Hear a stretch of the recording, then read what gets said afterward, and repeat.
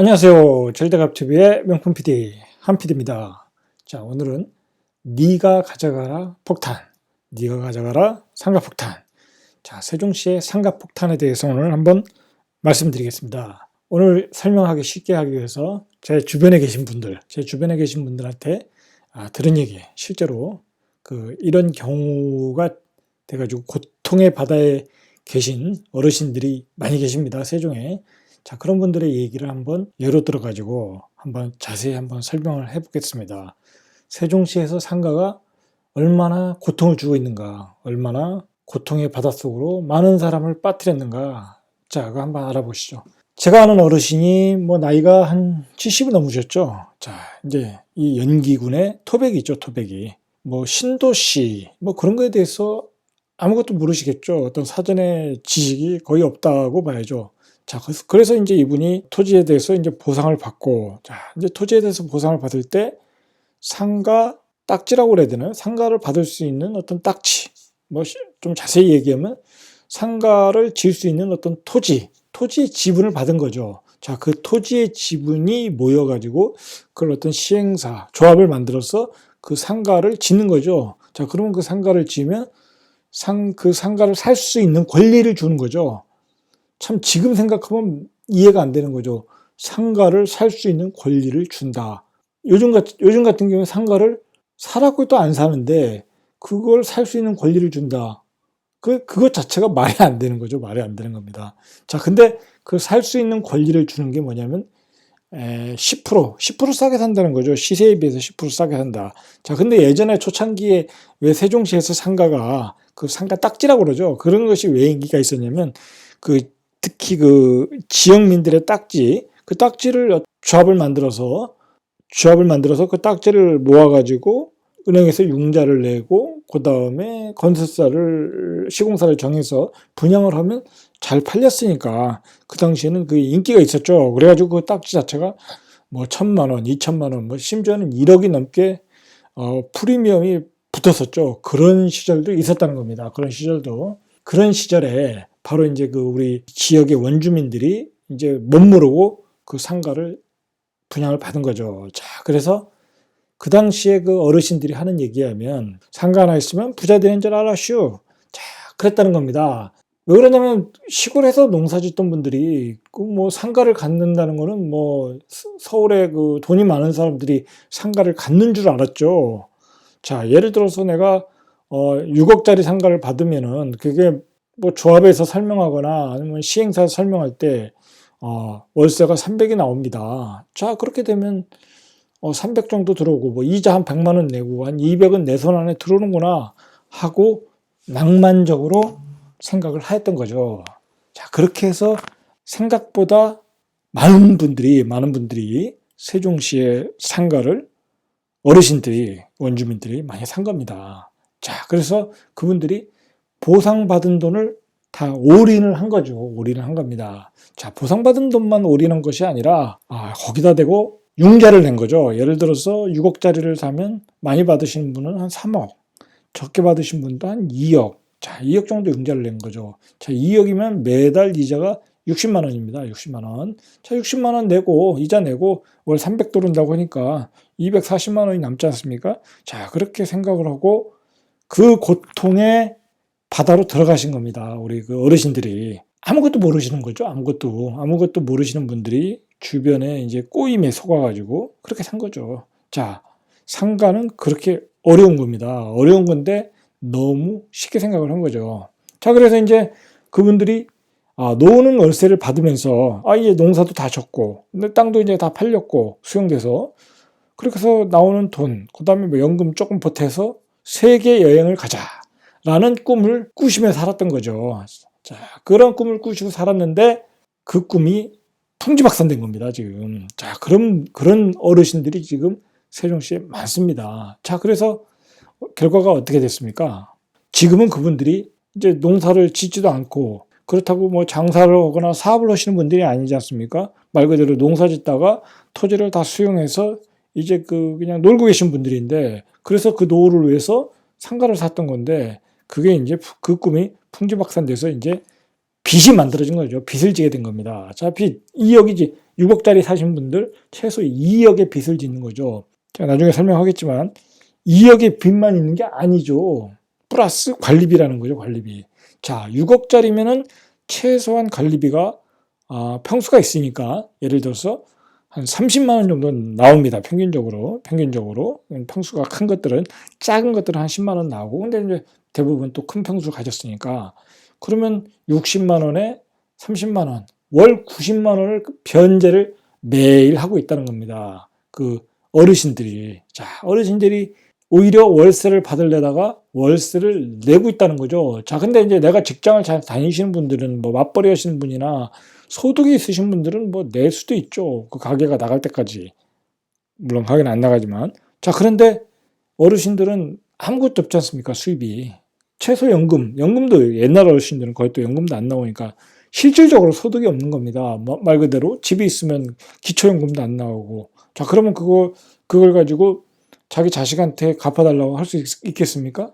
그러지 못한다는 겁니다. 자, 그래서 어르신들이 바로 경비를 나가거나, 뭐 그나마 건강해야 경비를 나가겠지만 그 다음에 청소로 다니시거나, 자, 그러고 있으시다는 겁니다. 세종시에 그런 분들이 많다는 겁니다. 자, 그게 문제라는 겁니다. 노후에 세계 여행을 다니려고 했는데, 전국 여행을 다니려고 했는데, 지금 오히려 그 빚을 갚기 위해서 청소를 하고 다니신다는 겁니다. 청소. 미아 일을 하고 계신다는 겁니다. 힘들게. 자, 이 어르신들은 왜 이런 악수를 두었을까? 한번 우리가 살펴보시죠. 자, 그래서 월세 받는 꿈이 현실에서 악몽이 되어버린 거죠. 이제 악몽이 된 겁니다. 자, 그러면 왜 그분들이 월세 받는 일이 안 됐을까요? 자, 우리가 예전에 하는 말이 있습니다. 예전부터 하는 말이, 월세 받는 일이 세상에서 절대 쉬운 일이 아니다. 여러분, 한번 상가를 가지고 내가 한번 월세를 한번 받아보십시오. 그게 쉬운가? 절대 쉬운 일이 아닙니다.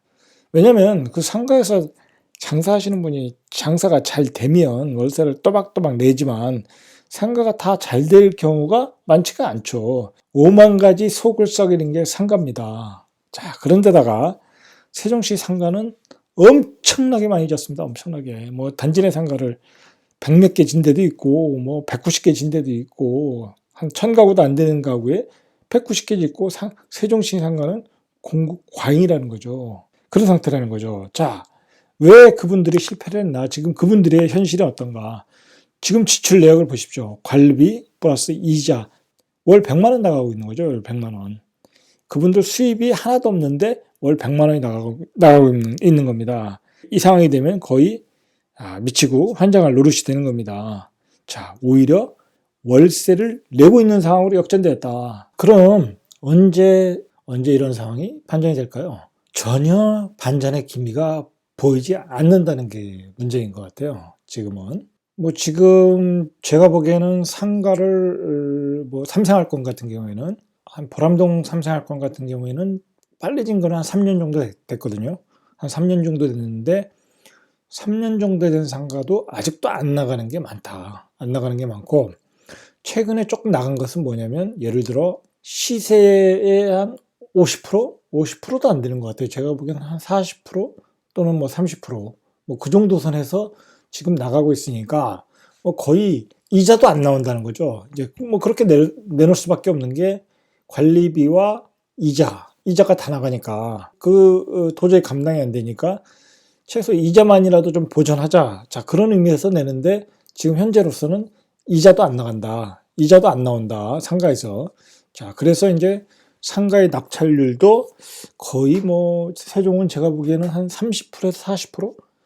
뭐 그 정도 받아도 제가 보기에는 수익률이 안 나옵니다. 아직. 세종시 상가는. 그 정도 받아도 세종시는 상가가 안 나온다. 자, 제가 보기에는 제 개인적으로 생각하기에는, 이런 얘기하기는 좀 그렇지만, 상가가 한 번 정도, 한 2번 정도 경매를 거쳐야 제자리를 잡을 것이다. 저는 그렇게 보고 있습니다.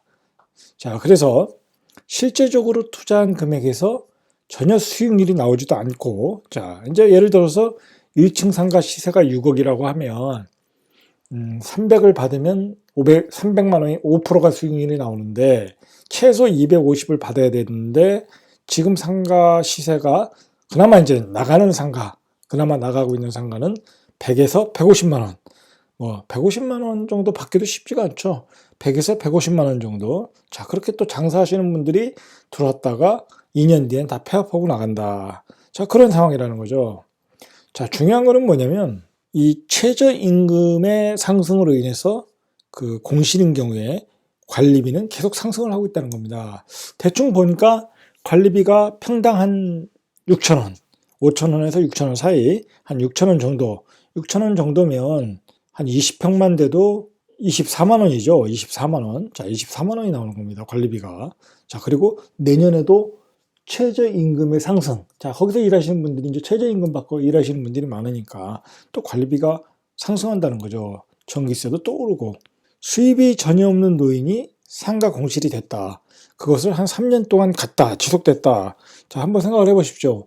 그러면 1년에 1200만 원, 3년이면 3600만 원 나간 거죠. 자, 이분은 이제 원금도 깨지고 있는 겁니다. 원금도 깨지고 있는 겁니다. 지금 그런 상황이라는 겁니다. 자, 오직하면 이제 제가 이제 만나신 분들은 예를 들어 한 6억에 샀다, 상가를. 그러면 1억 손해보고도 팔겠다. 왜냐면 그거 떨고 버리면 내가 매달 100만 원을 안 내도 되지 않습니까? 자, 내가 청소하러 아니면 경비하러 안 나가도 된다는 거죠. 그냥 내가 가지고 있는 돈 가지고 편안하게 노후를 살겠다는 거죠. 자, 상황이 그렇다는 겁니다. 왜 이 어르신들은 악수를 두었는가? 자, 우리 한번 그거에 대해서 한번 생각을 해보시죠. 왜 이 어르신들은 악수를 두었는가? 일단 이 상가의 세계를 너무 모르는 거죠. 상가라는 거는 그 부동산 투자 상품에서 가장 어려운 상품입니다. 자, 그 가장 어려운 상품을 가장 부동산 지식이 없는 노인분들이, 잘 사는 사람들이 보니까 상가를 가지고 월세를 따박따박 받는 것만 본 거죠. 일반인들이 신도시 상가를 사는 것은 거의 고통 속으로 들어가는 겁니다. 고통 속으로 들어가는 건데, 요즘 은행에서 예를 들어 그 헤지펀드라고 해야 되나요? 어떤 투기성이 강한 펀드를 그냥 노인분들에게 전화해서 전화 마케팅으로 팔거나, 또는 그 은행에 왔을 때 설득을 하셔가지고 이렇게 쉽게 대충 설명하고 노인분들한테 그런 투기성 펀드를 파는 것이 있지 않습니까? 바로 이제 그런 것과 똑같다는 겁니다. 노인분들이 상가를 사는 것은 그런 것과 똑같다는 겁니다. 왜냐하면 아무리 신도시의 상가를 사도 잘 나가는 상가가 있고, 그나마 잘 나가는 상가가 있고, 그나마 그것도 이제 제대로 못 받겠지만 잘 나가는 상가가 있고, 안 팔리는 그 새가 안 나가는 상가가 있는데, 노인분들이 그걸 모르는 거죠. 알 수가 없는 거죠. 노인분들이 그런 입지 분석을 할 수 있겠습니까? 아니면 요즘 유행하는 그 상가의 수익률을 제대로 알겠습니까? 모른다는 거죠. 자, 그런 걸 모르는 상가를 노인분들이 산다는 것은 거의 폭탄을 안고 가는 거다. 자, 그렇게 보시면 될 것 같아요. 자, 그리고 중요한 것은 이제 인터넷 환경으로 이제 상가 투자는 더욱 어려워진다는 겁니다. 왜냐면 요즘 예를 들어서 은행도 그나마 이제 1층에 있던 은행도 2층으로 올라가지 않습니까? 2층으로 올라갔는데 그 은행도 요즘 철수를 한다고 합니다. 은행이 필요 없어졌다는 거죠. 다 인터넷 뱅킹을 하니까 그냥 조그만한 그 현금 출받기만 하나만 있으면 되니까 은행에 사람들이 갈 일이 없다는 거죠. 대출 받으러 갈 일 외에는. 자, 그러니까 은행도 없어지고, 자, 그리고 어떤 오프라인 매장도 자꾸 없어지는 추세고, 자, 상가 투자는 이제 상가라는 건 이제 가지를 않는다는 거죠. 인터넷 때문에. 자, 그런데 최근에 신도시를 만들면 그 신도시의 개발 비용을 뽑기 위해서 상가 토지를 많이 분양합니다. 그러다 보니까 상가는 공급 과잉이 된 거죠. 1층부터 8층까지 쳐놓는데 사실상 그걸 다 채운다는 게 쉽지가 않은 거죠. 쉽지가 않은 겁니다.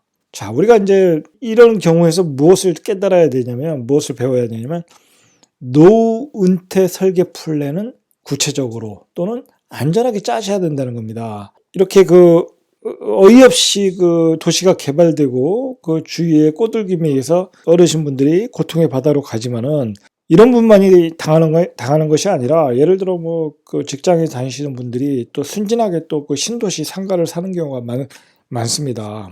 자, 그런 경우에 쉽게 당한다는 거죠. 제가 그 부동산 하면서 상가 투자를 잘 하시는 분들을 만났습니다. 자, 근데 제가 그분들하고 딱 얘기할 때 느낀 점은 그분들은 상가를 투자할 때 딱 에이스만 뽑아냅니다. 에이스. 진짜 확실한 거 아니면 사질 않는다는 겁니다. 코너 각지에 에이스만 산다는 겁니다. 비싸도 그것만 산다는 겁니다. 자, 그런 점을 그 외에는 안 나간다는 걸 그 사람들도 잘 알고 있다는 거죠. 자, 그러면 그 사람들은 그걸 사가지고 프리미엄을 붙여서도 판다는 얘기죠. 근데 우리가 사는 상가, 일반인들이 사는 상가는 어떻습니까? 그냥 아무 상가나 사지 않습니까? 그냥 분석도 없이. 예? 그냥 거기가 좋대더라 하니까 산다는 겁니다. 중요한 거는 노후에 내가 상가를 살 때는 공부를 열심히 하셔야 됩니다. 열심히 하시고 전문가를 통해서 그 상가의 검증을 철저히 받으셔가지고 사셔야 됩니다. 꼭 기억을 하셔야 될 게 뭐냐면 상가는 소위 부동산을 잘 하시는 분도 소위 고수라고 하는 분들도 상가 투자에 실패하는 경우가 많습니다. 제가 그런 경우를 종종 봤습니다. 말 그대로 상가 투자는 정말 이거다. 정말 이건 정말 사야 된다. 자, 그리고 내가 그 상가를 사서 거기에서 무엇을 할 것이다. 그런 뚜렷한 목표를 가지고 들어가지 않으면 안 된다는 겁니다.